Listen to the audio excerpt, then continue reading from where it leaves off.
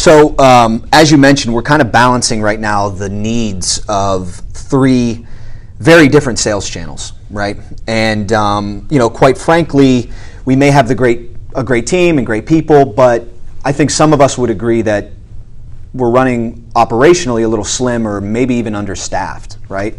How do you balance the needs of sales without overwhelming operations? Yeah.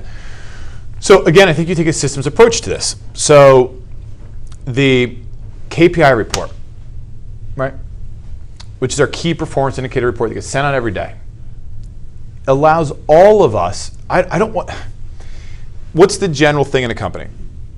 The leadership gives placating information and happy talk to everybody, says everything's just fine, trust us. And then it's not, or it is, or you never know what's going to happen. Well, we're sharing everything with everybody in the company so we know what's going on, right? So when we have to make tough decisions as a company, it should be as no surprise to anybody because everybody knows what's going on. So your question is staffing. Okay. So this week I had a conversation with the team, and we would agree that based on our current closings today, we think we're well staffed, okay? And it's pulling the team together. But what the KPI report provides is what it's going to look like 30, 60, and 90 days from now if we look at credit pulls and intent to proceeds. So actually, like this morning, tonight, yesterday, Colleen and Matt are working on a staffing model that will be shared and say, based on credit pulls and intent to proceeds, what do we think our needs are going to be 30, 60, 90 days from now, which will dictate the following. Are we overstaffed, right?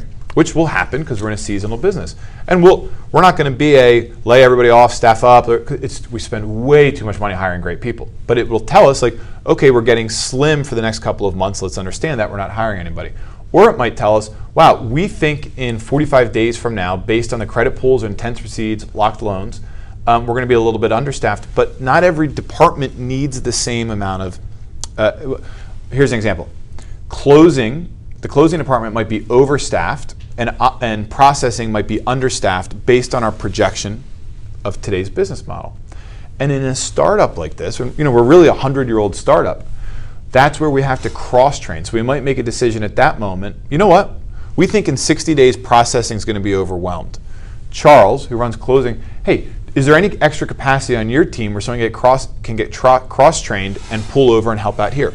Or we might say, hey, Mike Matagan, recruiting. Wow, the sales team is rocking. Look at all these credit pulls.